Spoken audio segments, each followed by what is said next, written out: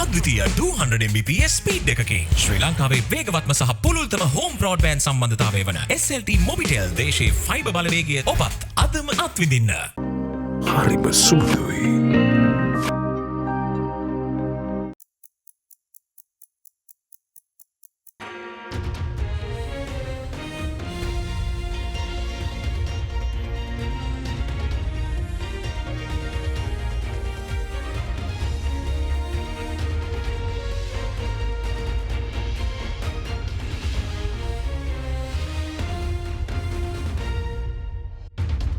Tonight on First at 9, this Wednesday, the 31st of May 2023. Resolute, visiting Chinese Vice Minister for Foreign Affairs, reiterates unwavering support to Sri Lanka for ongoing economic recovery process. Progressing, IMF Deputy Managing Director expresses appreciation over the progress Sri Lanka has made in economic reforms. Regional opportunity. Thai Prime Minister confident of Thai entrepreneurs investing in the Colombo port city. Clean energy. Sri Lanka signs agreement with South Korea to build the first floating solar development project in the country. Alliance Finance මෙතුරු රන්නයි සේවාවෙන් රන් පවුම්කට රුපියල් 1,70,000ක ඉහළ අතිකාරම. ඔබේ විශ්වාසය දෙනු සෙන්සුරයින් දැන් ළඟම ඇති ෆාමසියෙන් ලබාගත හැක. From AdaDerana, this is AdaDerana First at 9 with Indivari Amuata. Live from Studio 24 in Colombo. And a warm welcome. You're joining us tonight on your primetime English news service. Taking you to your top story tonight. Visiting Chinese Vice Minister of Foreign Affairs, Sang Weidong, reiterates China's unwavering support towards Sri Lanka on the ongoing economic recovery process. During a meeting with President Ranil Wickremesinghe today, the Chinese Vice Minister also expressed the country's keen interest to explore opportunities to strengthen bilateral relations between China and Sri Lanka.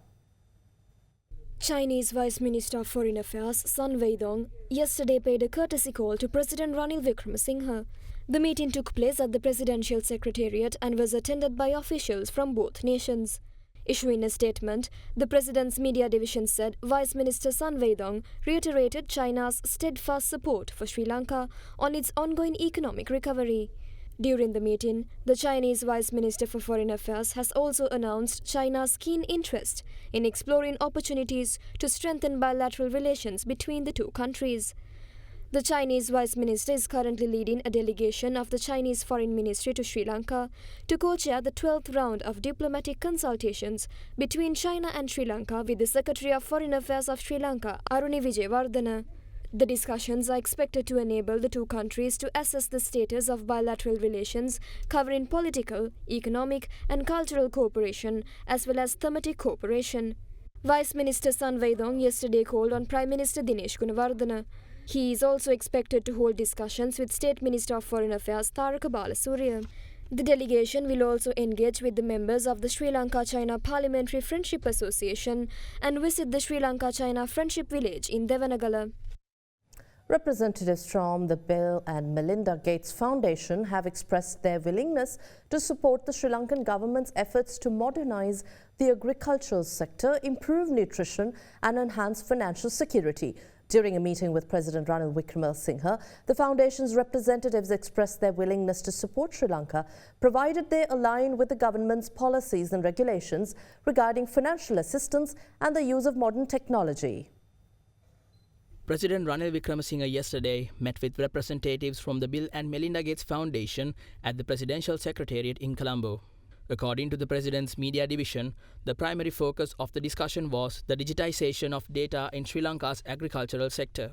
During the meeting, President Ranil Wickremesinghe emphasized the importance of continuing government's efforts to modernize the agricultural sector, improve nutrition, address climate change, and enhance financial security.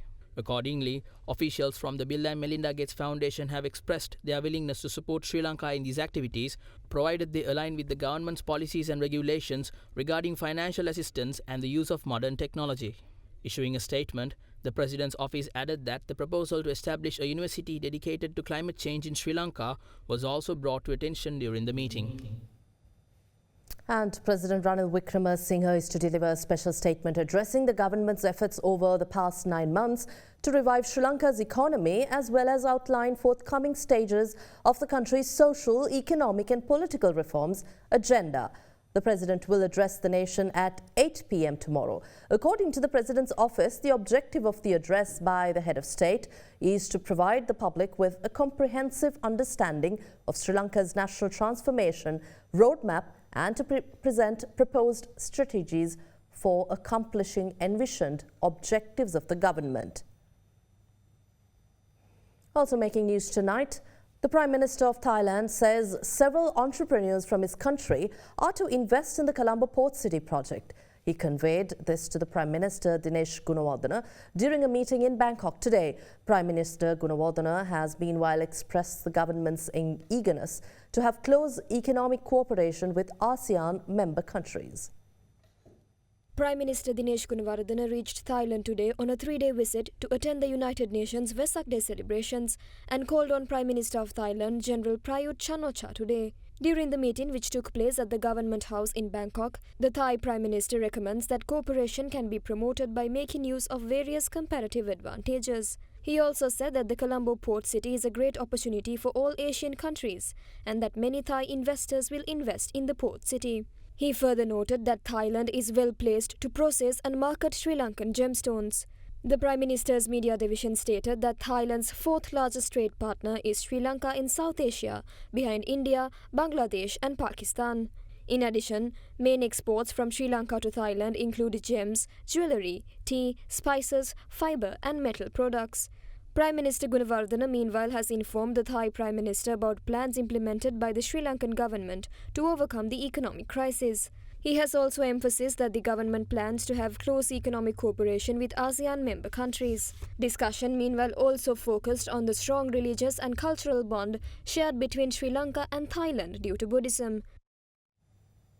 The Deputy Managing Director of the International Monetary Fund, Kenichi Okamura, who arrived in Sri Lanka today, expressed his appreciation over the progress Sri Lanka has made in economic reforms.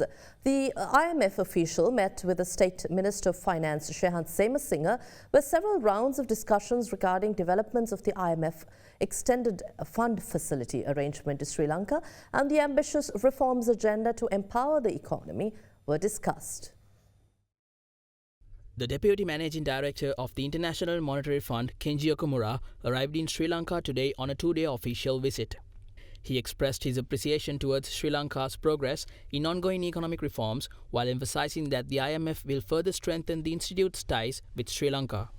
The IMF official met with the State Minister of Finance, Shehan Semasinga, this morning, in which the development of the Extended Fund Facility program was extensively explored, among other prominent matters. The prospects and difficulties of the extended fund facility to Sri Lanka were also reviewed, as well as the ambitious reform agenda carried out by the Sri Lankan government in an effort to stabilize the economy. Taking to Twitter, the State Minister of Finance pointed out that the need of a diversified economy, improvement in the business environment, strengthening financial governance and anti-corruption legislation were considered as necessary means to unlock the growth potential for Sri Lanka. Speaking on the government's social security program, Semasinga insisted that it has been determined to use a more transparent system to target recipients of social welfare benefits and financial assistance. In line with the statement, he further stated that it was also discussed to provide this financial assistance to the beneficiaries from the month of July. Further, the State Ministry of Finance stated that the IMF official will meet the President and officials of the Central Bank of Sri Lanka and will also be engaged in an observation tour of several projects, inclusive of the Colombo Port City, within his 2-day visit. Later this evening, the IMF Deputy Managing Director called on President Ranil Wickremesinghe at the Presidential Secretariat. Discussions focused on the progress of the IMF program, with particular emphasis on the ongoing debt restructuring negotiations. The State Ministry of Finance stated that the IMF official will meet officials of the Central Bank of Sri Lanka and will also be engaged in an observation tour of several projects, inclusive of the Colombo Port City, within his 2-day visit. Well, the Ministry of Power and Energy signed an agreement with South Korea to develop the first floating solar project in Sri Lanka. The agreement was inked this morning with the Korea Institute for Advancement of Technology. Minister of Power and Energy Kanchana Wijesekara noted that the Korea Institute for Advancement of Technology provided the Sustainable Energy Authority with a grant of $5.2 million to develop 2 floating solar projects of 1 megawatt each. The project, which is set to be concluded by September 2024, will be developed by Korean engineering companies on the Chandrika River and the Kiribam River reservoirs located in the Sabaragamuwa and Uwa provinces respectively.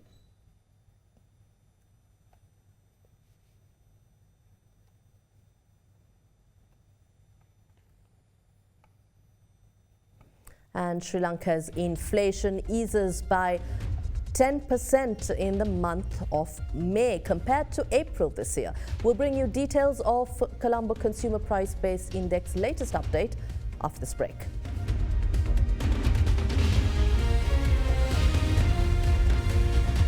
ගොඩමඩ පෙරලි කරන බලපුළුවන් කාරයා මහින්ද්‍රා යුවෝ ටීමෝ වෙතින්. වැඩම ගොඩයි ගොඩම තමයි. ස්වරාජ් tractor ටීමෝ වෙතින්.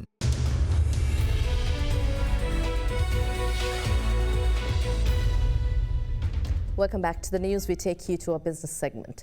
The Colombo Consumer Price Index based headline inflation in Sri Lanka reduced to 25.2% in the month of May from 35.3% recorded in April this year. The inflation for May is a 10.1% drop compared to the previous month. The Department of Census and Statistics said year-on-year inflation of the food group dropped to 21.5% in March, while year-on-year inflation in the non-food group reduced to 27%. According to the Department of Census and Statistics, headline inflation as measured by the Colombo Consumer Price Index on year-on-year basis reduced to 25.2% in May this year from 35.3% in April. The report on inflation issued by the Statistics Office stated that year-on-year inflation of the food group dropped to 21.5% in May from the 30.6% recorded last month. The year-on-year inflation in the non-food group, meanwhile, came down to 27% from 37.6% in April. For the month of May, the contribution to inflation by food commodities on year-on-year basis was 7.02%. The contribution of non-food items was 18.13%, which is mainly due to increases in value change in groups of housing, water, gas and other fuels with a contribution of 7.14%, transport 2.46% and restaurant and hotels 1.88%. State Minister of Finance Ranjit Siambalapitiya says the benefit of rupee appreciation should be passed on to the construction sector. Speaking at a special discussion today, the minister further said that the government will intervene to reduce prices of raw material used in the construction sector instead of waiting for market to bring down prices. A special discussion on the construction sector was held today at the Ministry of Finance under the patronage of the State Minister of Finance Ranjit Siambalapitiya. The discussion was called in order to find out whether the prices of construction materials have reduced in a background where the rupee has appreciated by 20%. අපේක්ෂව මේ අපේ ඉදිකිරීම් කර්මාන්තයට ගන්න ද්‍රව්‍ය වලින් වැඩි ප්‍රමාණයක් අපි ආනයනිත ද්‍රව්‍යනේ. ඒ නිසා ඩොලරේ අගයට සාපේක්ෂව දැනට මේ ද්‍රව්‍ය වල තියෙන මිල අඩුවීම සාධාරණද කියන එක ගැන බලන්න. මොකද අපි සාමාන්‍යයෙන් දන්නවා මිල වැඩිවීමකට සාපේක්ෂව ඩොලරේ වැඩිවීමට සාපේක්ෂව ද්‍රව්‍ය වල මිල වැඩිවීමේ වේගයෙන් අඩුවීම සිද්ධ වෙන්නේ නැහැ. ඒක ලෝකයේ විවෘත ආර්ථික යනුවට ස්වභාවය. විවිධ හේතුන් කියන්න පුළුවන්. තෝගර් ස්ට්‍රෙස් කිරීම අරවම වෙන්නත් පුළුවන්. ඒ නිසාම අපිට සොයා බැලීමක් මඟ පෙන්වීමක් යම්කිසි නීත්‍යානුකූල පෙන්වා දීමක් බලපෑමක් කරන්න වෙනවා ආර්ථිකයක් නැවත අඩු තැනට ගන්න. ඒක සාමාන්‍යයෙන් අපි කවුරුත් මැදිහත් වෙන්න ඕන වෙන කාරණාවක් වෙනවා. නැත්තම් අපි බලාපොරොත්තු වෙන්න හොඳ නැහැ මේක ස්වයංක්‍රීයව වහාම සිද්ධ වෙවි කියලා සිද්ධ වෙන්නේ නැහැ. හැම සිද්ධ වෙන්න ඉඩක් නැහැ විවෘත ආර්ථිකයක. යම්කිසි මඟ පෙන්වීමක් කරන්නම වෙනවා. බලමු අපි මාර්ෂක ප්‍රගතිය. එතකොට වෙළඳ අමාත්‍යාංශය විසින් කරන කාරණා ටිකත් බලලා අපිට ප්‍රතිපත්ති වශයෙන් තීරණ මොනවද අවශ්‍ය වෙන්නේ කියලා කටයුතු කරමු. ඔබතුමාලා කිව්ව කාරණා වලට උපරිම විසින් මැදිහත් වෙන්න අපි බලමු. හොඳයි.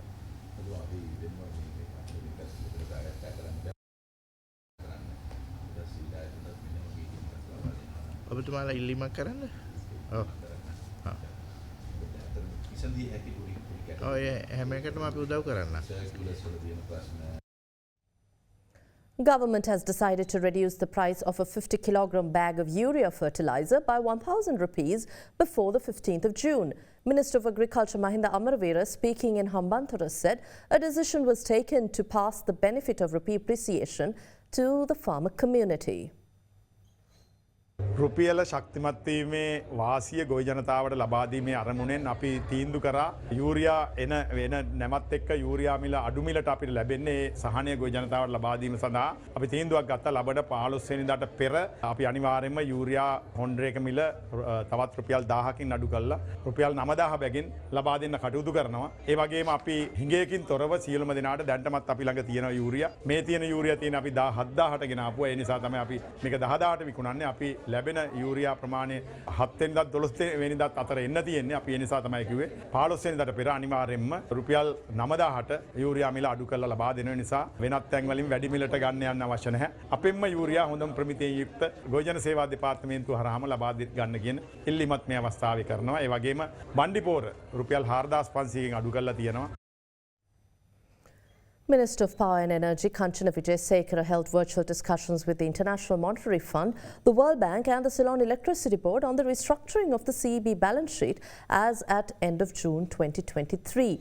The Energy Minister said the World Bank will work with both the CEB and the IMF, providing advice and options for restructuring of existing project loans, payments due to Ceylon Petroleum Corporation, renewable developments and independent power producers and other suppliers. Further, they will also work on restructuring working capital loans obtained from state banks and recovery of losses for 2023 and the business plan of the Ceylon Electricity Board. The minister said that with the options available, the ministry is to present the strategy to restructure the CEB balance sheet for cabinet approval.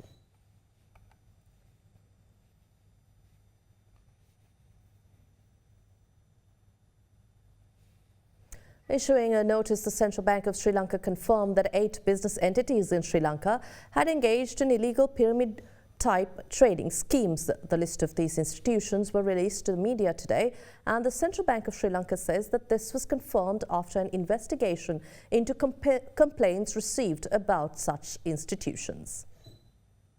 Following an investigation in relation to complaints received, the Central Bank of Sri Lanka has announced 8 institutes engaged in illegal pyramid schemes.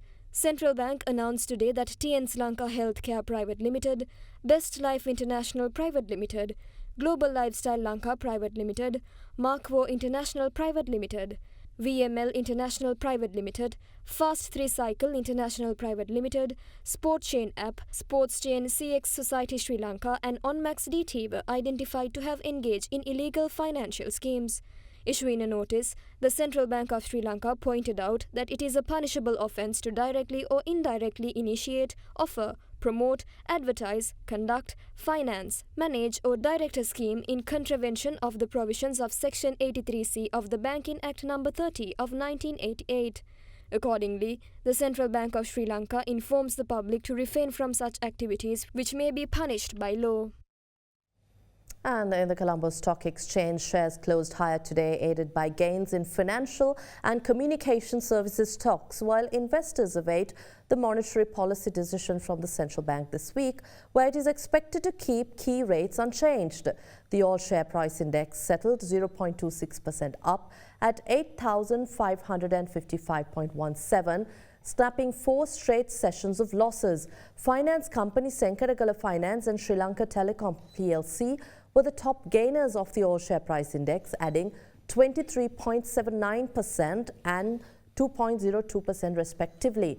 Meanwhile, the S&P SL20 index gained 0.3% and settled at 2,421.49 to end the day. The trading volume rose 33.9 million shares from 32.9 million in the previous session, and market turnover fell to 348.9 million rupees from 573 in the previous session. Foreign investors in the meantime were net sellers, offloading stocks worth 28.4 million rupees, while domestic investors were net buyers purchasing shares worth 320.8 million rupees. Food, beverage and tobacco sector was the top contributor to turnover, with the sector index edging 0.06%.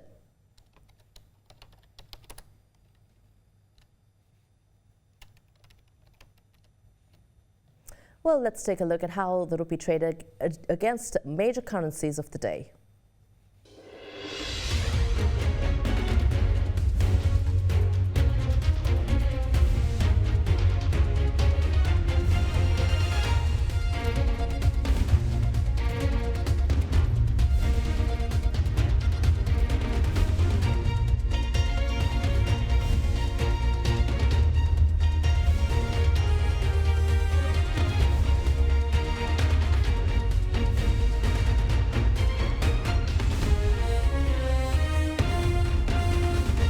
And with that, we wrap up tonight's edition of First at 9 on AdaDerana 24.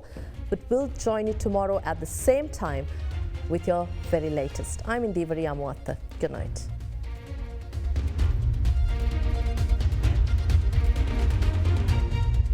For news and information you can trust 24 hours a day, visit AdaDerana.lk.